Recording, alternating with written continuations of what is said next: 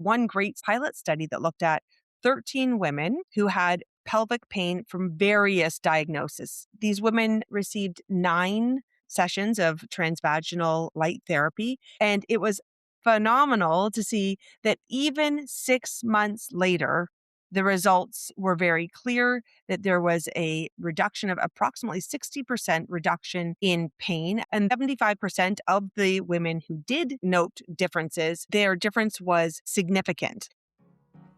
Welcome to Baubo. Millions of women are living with vaginismus and vulvodynia, and they think they're alone. I'm Mathilde, and I spent years struggling alone until I finally got the help I needed. In this podcast, I'm bringing you the very best experts to answer every question you have. Let's get into it. Today's guest is Liz Frey, a pelvic health physiotherapist and medical director at Fringe, a company creating innovative light therapy products. I am personally an avid user of light therapy for my face.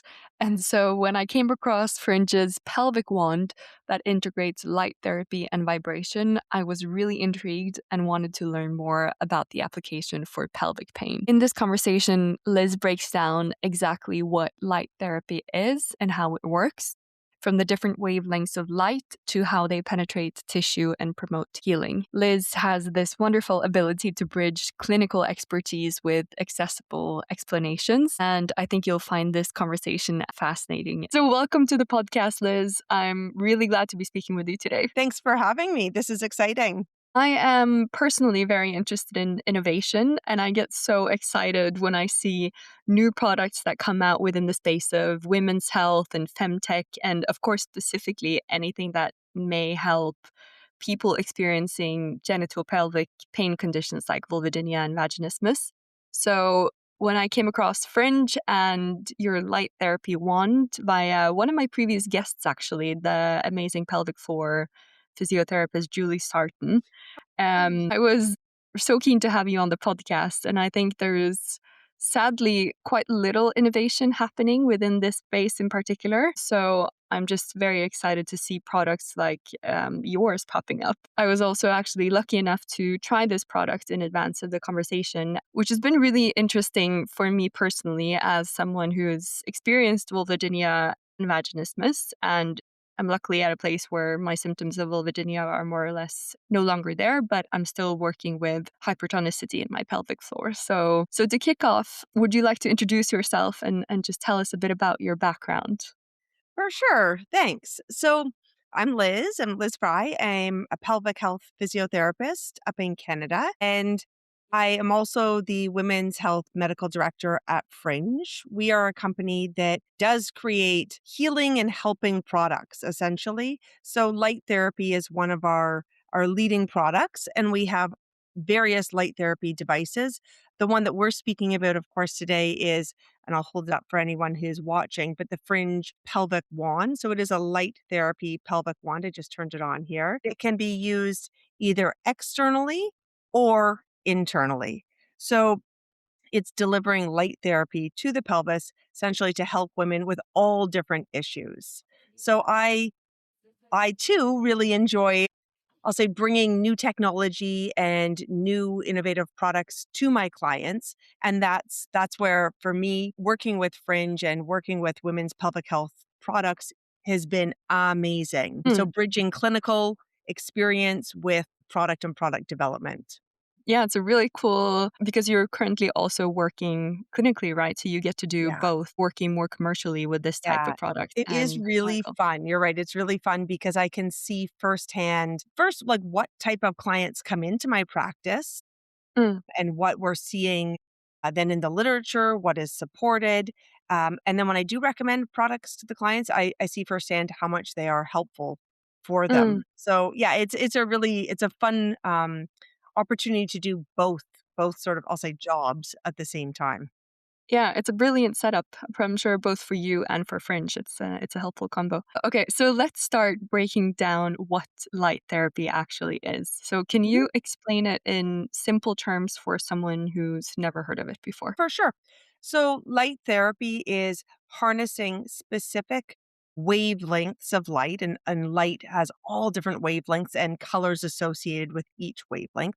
So it's harnessing specific wavelengths of light, namely red, near infrared, and blue light therapy that you will naturally receive through the sun, along with lots of other wavelengths, right? So what we're doing is we're taking specific wavelengths that are considered bioactive or helpful to the body and then applying them in different products so that many individuals who aren't out in the sun as we used to be, like as our ancestors were, can Mm. still receive the benefits of light therapy just like we would have been receiving from the sun.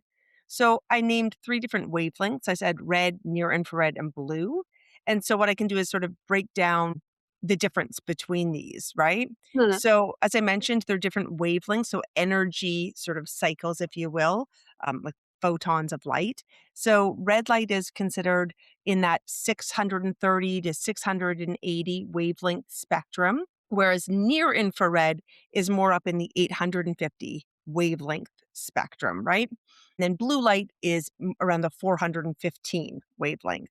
And that Mm. might not mean much, say to the person that's listening, but the difference here is blue light does not penetrate very deep into our tissues, being only 450 or 415, I should say, nanometers of wavelength.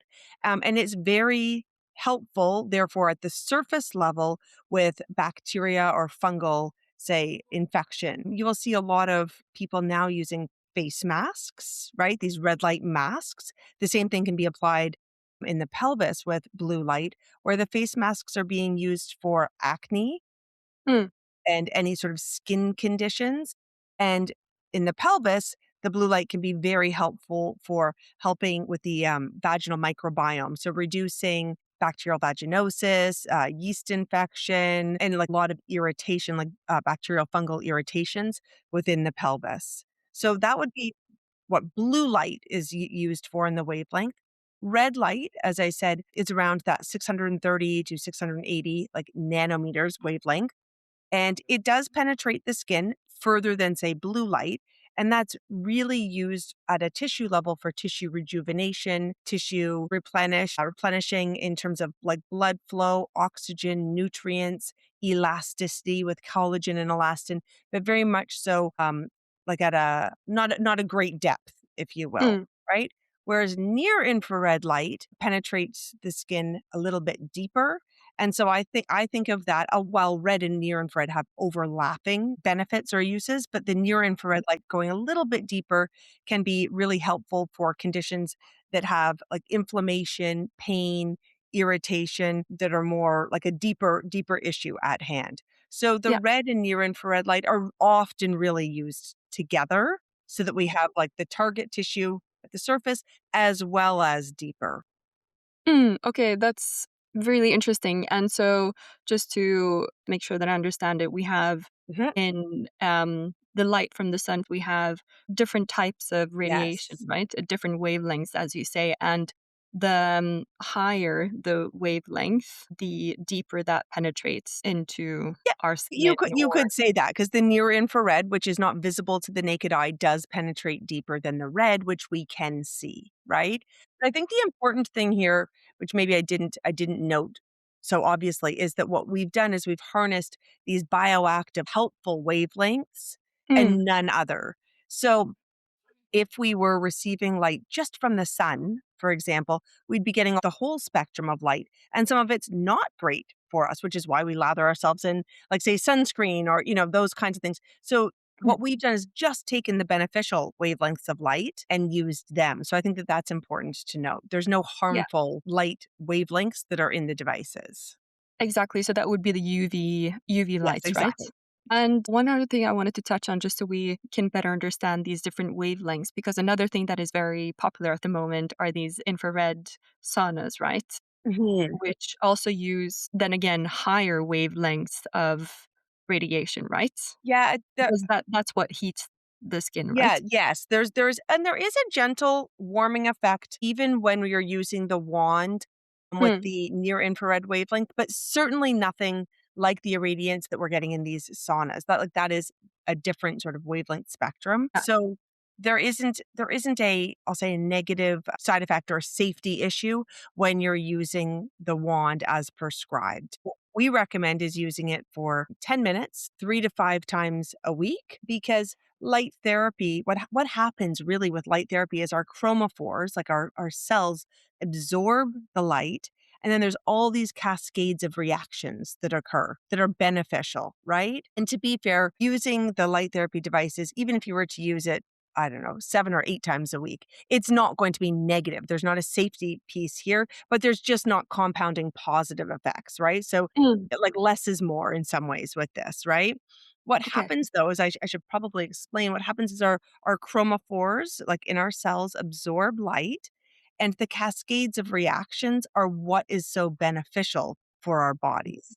So I can speak to a few of those benefits of using light therapy, and then we can connect them to clinical situations, right? So I would say one of the greatest benefits is when our chromophores absorb the light, our mitochondria, which are little cellular sort of powerhouses, they have a cascade of reactions. And one of the byproducts of the reaction is nitric oxide. And nitric oxide is a fantastic vasodilator. So that increases the blood flow to the local tissues receiving the blood. And as we know, blood flow to any tissues is fantastic because it brings oxygen and nutrients to the tissue. And that could be for tissue healing, tissue regeneration, increasing secretions and lubrication if there's a lot of dryness or fragility in the tissues. And it's also helps relax our muscles and our tissues, right, as a vasodilator. So if Mm, someone is suffering from hypertonicity, as you had mentioned with vaginismus, vulvodynia, a lot of tension in their tissues, increasing the blood flow and relaxing the muscles is going to be really helpful for the mm, tissues. So that would be one benefit, the nitric oxide. Another byproduct in this cascade of reactions at the mitochondrial level is ATP, which is cellular energy. And so cellular energy is, I mean, it's fantastic. I wish my cells everywhere had more energy, right?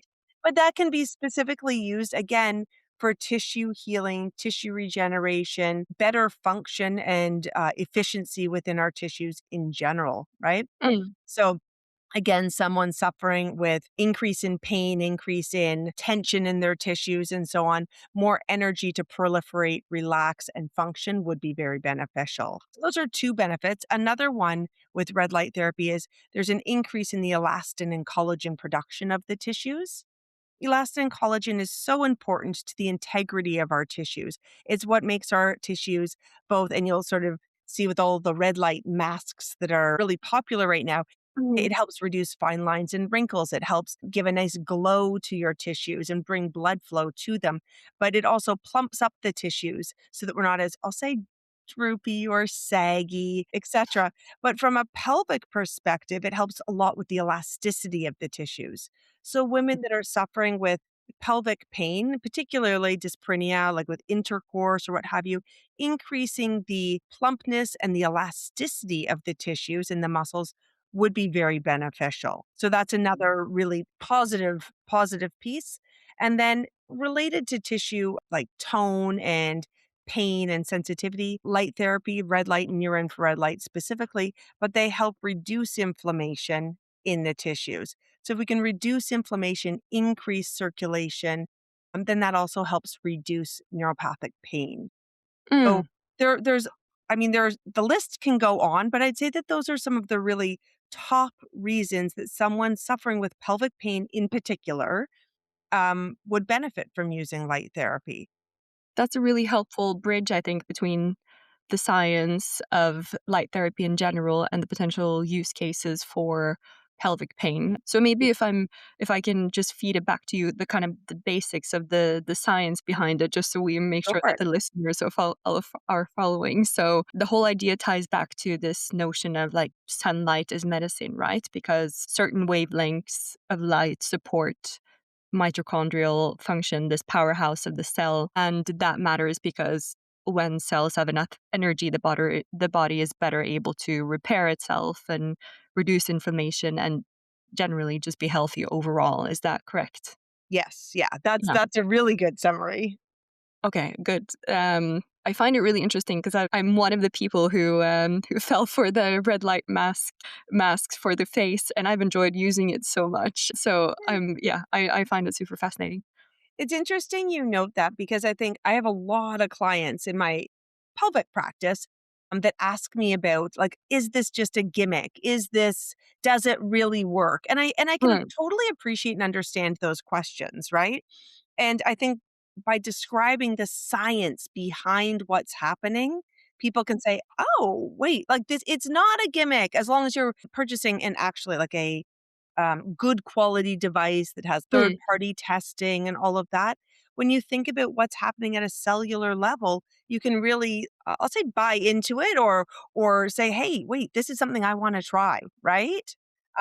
But I do think it's as you had mentioned, really important to bridge the science with what we're seeing clinically. Yeah, exactly. And you mentioned some really interesting effects that I think specifically red light and near infrared light can have on issues that might be related to pelvic pain. But one thing I wanted to come back to is the blue light, because you mentioned earlier that it can be antimicrobial or antibacterial, if I understood you correctly. So I would be really interested to hear more about the potential use case for women who may be experiencing like yeast infections that keep coming back, or bacterial vaginosis, which we know can be linked to specifically neuropathic vestibulodynia. So it would be interesting to hear more about For that. sure. So I just put the anyone who's watching, I put the wand on blue light so you can see the difference. I can just go back. This is the blue and then this is the red. So there's a like a mode on the wand that can just toggle back and forth between the two. So your question was just sort of how does it help essentially, right? So the blue light therapy will help increase, like I'll say, good bacteria or lactobacillus, right? Which will combat negative bacteria that may have infiltrated into pelvis. Mm, So by using the blue light therapy, what we're doing is we're helping balance our pH, balance our good and bad bacteria, etc., to help with the like support the microbiome. We do recommend using blue light for like antibacterial, antifungal, etc., in individuals that are suffering with infection, but then using the red and near infrared light after in most cases for tissue rejuvenation and tissue health. So it's a really nice combination to be able to say, okay, I'm going to use blue light for 5 to 10 minutes, followed by the red light. So you're receiving both of the benefits. okay, understood. Interesting. And is there any research specifically on the application of light therapy for vulvodynia or other pelvic pain conditions, or is it more that there's been plenty of research on light therapy in general, and then the results of that or the effects of that has been deduced as beneficial for vulvodynia and vaginismus Yeah, good type question. cases as So well? there is some great research out there. I'll look or I'll mention one research study. Why I'm mentioning it is because it is using exactly like the Fringe product, LED light therapy transvaginally. So there's Mm, tons of research with using laser therapy, not LED light therapy, that really does show the benefits for using light therapy for the pelvis, but using specific LED light chips transvaginally. There's one great study, and it was a pilot study that looked at 13 women who had pelvic pain from various diagnoses, which I think is important to note because a lot of pelvic pain, as you know, people will be searching for a diagnosis and they might have many things, many conditions that are overlapping, right? So it's not only endometriosis or only vulvodynia. Like usually there's vaginismus, vulvodynia, there could be endo, there could be interstitial cystitis or bladder pain syndrome. Like there might be a number of conditions. So I liked mm, this study because it wasn't just one condition, it was women with chronic pelvic pain. mm. So these women received 9 sessions of transvaginal like light therapy, and they looked at pain questionnaire, McGill short form pain questionnaire at baseline, 1 week, 3 months, and 6 months, and it was phenomenal to see that even 6 months later, the results were very clear that there was a reduction of approximately 60% reduction in pain as per the pain questionnaire.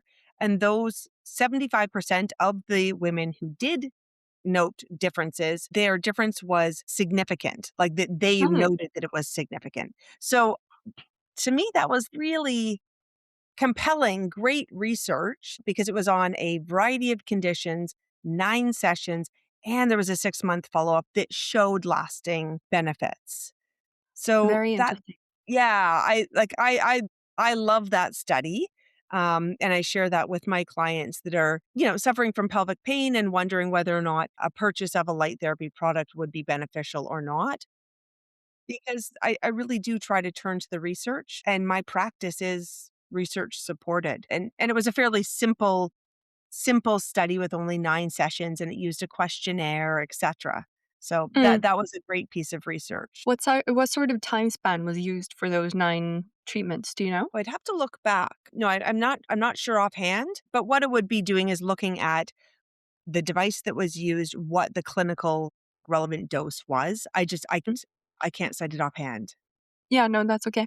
And in that study, were they also using a combination of blue, red, and near They infrared they were light? using near infrared light therapy. What's Yeah, similar to what's, available in the wand. Yeah.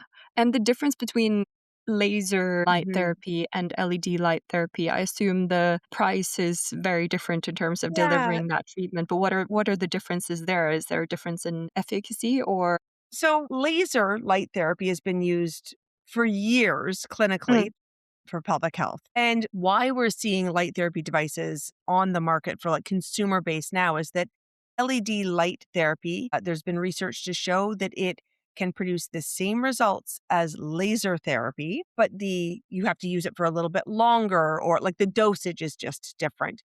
mm, This research that's showing that you can have the same benefits using LED light as laser. This is what's created essentially a market for red light therapy products to be used at home. So the dosage, say for us and our products, looks at the number of light chips that's actually in the device, the fact that it's in contact with the skin, not being used sort of, at maybe 6 inches or a foot or what have you away. So in contact, number of LED light chips, and how much, like the wavelengths and so on that they're emitting for the surface area, like the contact surface area, to come up with a clinical dose. So we recommend using the wand for 10 minutes or up to 10 minutes. I want to just discuss dosage for a second, right? yeah. So, because a lot of people, especially people who are suffering with pelvic pain, are hesitant often to do like the full dose. And I completely understand. So, what we've done is we've built in a sort of a mode, if you will, where you can use 50% of the light. So, you can see that I'm toggling back and forth between full light and 50% of the light. So, we've designed this to be very manageable, to not have women feel uncomfortable or apprehensive using it based on the fact that you can reduce the amount of light that's being given. You can reduce the time that you're starting. So, women Mhm, who suffer from quite a bit of pelvic pain, pelvic irritation, I'll often recommend for them to start with 5 minutes at 50% of the mhm, light that's being emitted, and then increase either the amount of light that you're receiving by using full mode, or just by increasing a minute every few sessions, so every week, give or take, until mm, we build up and we monitor symptoms. We monitor how your tissues are receiving and adapting to the light. So that's something to note with our device. The other thing is that when you look at the size of the circumference of the device, like say relative to the circumference of my thumb, it's not meant to be intimidating, I guess would be the word, at any point, and you can use it externally. You could use just the tip at the entrance, and then you can insert only to a comfortable level. So there are a lot mm. of different, I'm gonna call them options or ways that you can modulate your protocol or how you're gonna be using the device. This is all super interesting. I wanted to mention the point around the vibration setting as well, because the Yeah. wand also has a vibration setting. Could you talk a bit about why you incorporated that as part of the design, what that was for? Is it just for relaxation, pleasure, or does it have a therapeutic effect? For sure. So we also In addition to the light therapy that's in the pelvic wand, we want to stack therapies to make the wand very versatile. What we did was we actually incorporated 4 different levels of vibration into the wand. So, very, very low level vibration can be very helpful in relaxing, like hypertonic, essentially, muscles. So, reducing tone in muscles, and women find it very soothing, very relaxing. Like that's the feedback that we've received. So you could use there again, there's 4 levels. The first 2 levels are meant to be more for relaxation, reducing pelvic tone, etc. Whereas the higher, and I say higher cautiously because they're not really high level vibration at any point, but the Mm. higher 2 levels can be very helpful for women who are on the opposite end of the spectrum and have hypo or low tone. So these would be women who might be postpartum, where they have low estrogen, or perimenopausal or menopausal, where we have a reduced level of estrogen, and therefore our muscles might not be responding the way they used to. We see atrophy and irritation. So what we can do is use the higher level of vibration to stimulate essentially the muscles. So when I do strengthening exercises with people, then their brain has sort of some tactile vibrational feedback to say, oh, those muscles. And then they can Mm. practice doing strengthening exercises at the higher levels. Okay, that's very interesting. I'm gonna get to my experience of using the wand a bit Yeah. later, but I didn't know about that differentiation between the intention behind the different levels of vibration. That's really interesting and Well, the neat, the makes a neat lot of sense. The neat thing here too is you don't have to within your say 10-minute session only stick to one level as well. So often I'll have someone who has hypertonicity and suffers from pelvic pain. They might start with the wand even externally and using low level vibration. Let's pretend for 2 minutes, just for argument's sake. Then they insert the wand, continuing to use the light therapy with low level vibration for another 2 or 3 minutes. And maybe they're doing this with breathing exercises and in opening positions of the pelvis. Like we want to stack this with the pelvic health physio that, many of us already offer. And then maybe we increase the vibration and we're actually working on the ability to contract and relax, right? Mm. Depending on what the condition is and why the woman is using the pelvic wand, you can really work at different levels or different modes. Just out of curiosity, do you offer any instructional videos or something like that on your website? Because we'll get to it maybe a bit later, but there are, as you mentioned, quite a few modes on and variations of the Yeah. different modes and combinations of the modes that you can use on this. So it would be quite interesting to have Some even how more. to's. Yeah. Yeah, yeah. So really good question. We don't have videos, say, with protocols, specific protocols on the website. And that's because we don't offer specific medical advice, right?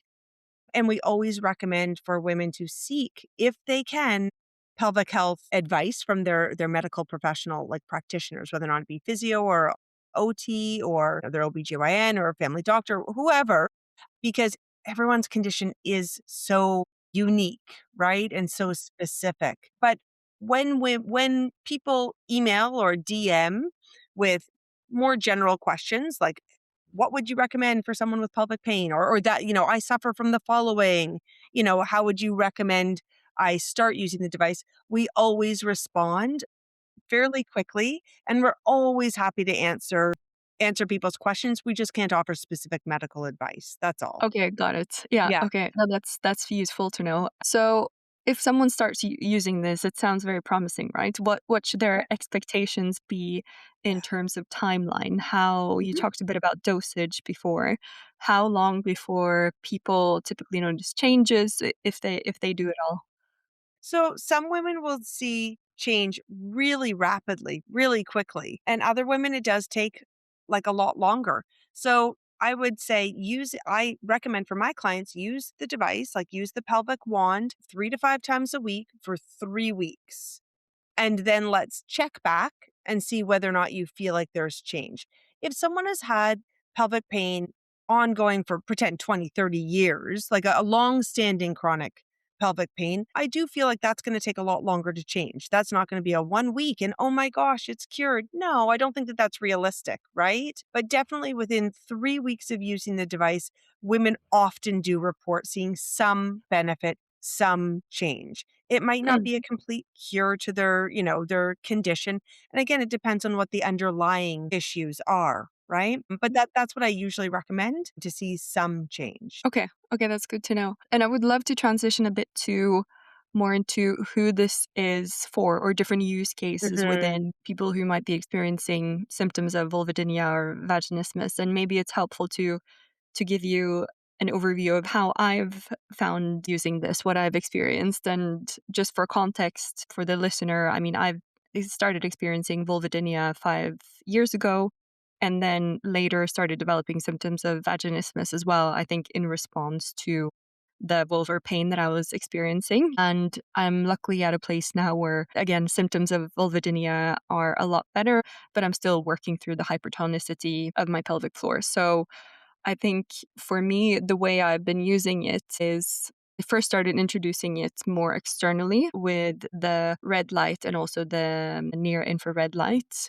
and then starting using the vibration, the lowest vibration setting as well. And then over time, I started incorporating it more into my dilating routine as well. So either using it to complement when I was using my dilators, I would use it maybe towards the end of that. So starting with the very smallest dilators and then progressing to the wand, or sometimes also using it just in place of the dilators. And I think it's helpful maybe for the listeners to, I mean, you showed it on screen earlier and compared it to your hand, but comparing it to my dilator set, which is 5 sizes, I think I would say that it's somewhere in between size 3 and size 4, maybe closer to size 4, Mhm. but something like that. So I would say that there was a time not too long ago where I wouldn't have been able, or I think I would have experienced quite a lot of pain if I were to use the wand, because I think it would have been too large for me. But now,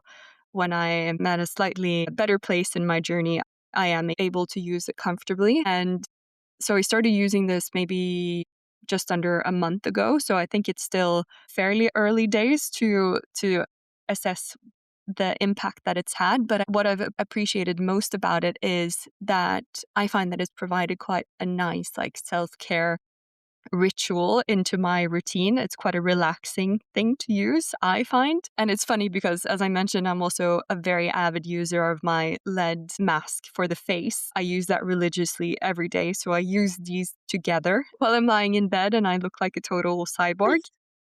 But it's been something I genuinely look forward to because I feel that it sits in a interesting sweet spot between something that is very clinical, like a dilator set, which I've struggled to keep up with in the past because it's just felt scary for one part and then also it just felt quite clinical. So I think it's a really cool product in that sense that it, for me at least, has kind of helped me switch up my routine a bit and provide something slightly different, somewhere in between, yeah, like a pure self care product and like a therapeutic clinical product.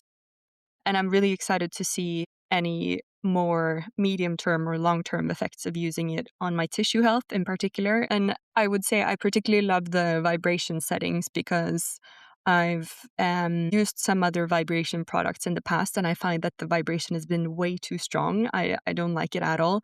But this is a very mild, and as you said, I found it to be very relaxing and enabled me to maybe connect better with my own body and drop into my body a bit more than using a normal dilator set, for instance. So I hope that's helpful for listeners to get a sense of one use case, if you will, but it would be interesting to hear other use cases within pelvic pain conditions that you've seen different people who might benefit from this. For sure. I actually really appreciate hearing your feedback. It really does echo a lot of what I hear in clinic with my clients. And if listeners are looking to hear what other people say or more feedback on our website, there are a ton of verified testimonials of people that comment on their use case and, if they found it beneficial or not or what have you. But what you've said really does echo with my pelvic pain clients. what they sense. And the low level vibration plus the light, the relaxing nature of it is something that a lot of women, I think, appreciate because they usually, if you have had pelvic pain, there's a sense of, kind of like, oh no, something, I don't want anything to enter. Like there's a almost like a tension that builds, an anticipation. But Mm, with the gentle vibration being used externally, and then the also the gentle warmth, and everyone feels the warmth of the near infrared slightly differently. Some people don't feel like it's warm at all. Other people say, "Oh no, are you kidding me? It's definitely warm." So everyone is a little bit different, but that gentle warmth plus the vibration, using it and being okay to use it externally before using it internally, really, women have said that it's been a game changer in terms of feeling more comfortable and feeling more relaxed with having like something entering into the vaginal like canal essentially. But you asked about some other use cases. And so when we're looking at different clients that I see, I would say the women who are either early postpartum or perimenopausal, menopausal, that's a lot of who I see in my practice, but they definitely really enjoy using the wand and have seen huge benefits. So when we have reduced estrogen, which can be postpartum or with menopause, there is a whole host of challenges with the pelvic floor that can occur. That could be anything from reduced blood flow and tissue fragility or tissue dryness to atrophy and weakness within the pelvic floor. So using the wand, this is quite opposite the use case that we've already discussed, which is more for hypertonicity, but this mm. low tone, fragile tissue that is quite atrophied, the wand can be really beneficial there because there's more energy, like cellular energy, more elastin, more collagen to plump up the tissues. There's an increase in blood flow, which brings oxygen and nutrients for tissue repair, tissue health, tissue healing. So if we combine that with actual strengthening exercises and so on for the either postpartum or perimenopausal, menopausal women, the wand can be fantastic. Then, if we add the higher levels of vibration, plus the light therapy, then I say we're off to the races with developing strength and integrity to the pelvic floor where there might not be from either birth and birth trauma or with menopause. Very interesting. And so who is this not for? What are some things that we need to be cautious of? Are there any contraindications? Yeah, so there are a few. If someone has had cancer, like in the pelvic region, then we don't recommend light therapy over an active or previous cancer site. Having said that, if you've had cancer somewhere else in your body, like totally unrelated to the pelvis, then you can still use the wand for the pelvis. You just don't want to use light therapy over an active cancer site. Okay. What is the reason for that? Well, if I had had pelvic cancer, I Mm, wouldn't want to be increasing blood flow and increasing energy to those tissues, just in case, essentially as a cautionary, if there were still cancerous cells that remained that maybe were undetected or anything of the sort. I wouldn't really want to supply more energy to yeah. a previous cancer site, right? Also, if women are on any type of medication that makes them sensitive to light, then a cautionary approach would be taken. And that's Mm, where you might use the wand on like 50% of the light for only 5 minutes and just see how your tissues respond. That could be a strong cautionary. Then also, cautionary is if someone's using a corticosteroid or a cream of some sort that might thin the tissues. So it's not a mm. contraindication, but it's, hey, let's proceed with extreme caution because if your tissues are thinner and more fragile, then they might be more sensitive to the light therapy. So those would be let's say one contraindication with cancer and then the two cautionaries. But otherwise, the light therapy really is quite beneficial for most use cases. Yeah. Okay, super fascinating. Oh, it's been really interesting learning more about the science behind the product. And as I mentioned, I'm really excited to continue using the product and report back over time the effect I see from it. So where can people get a hold of your product? Is it mainly in North America that it's being sold at the moment? It is. So right now, North America, so US and Canada and Australia actually are the three zones that the product is being shipped to. You can look us up on our website is fringeheals.com.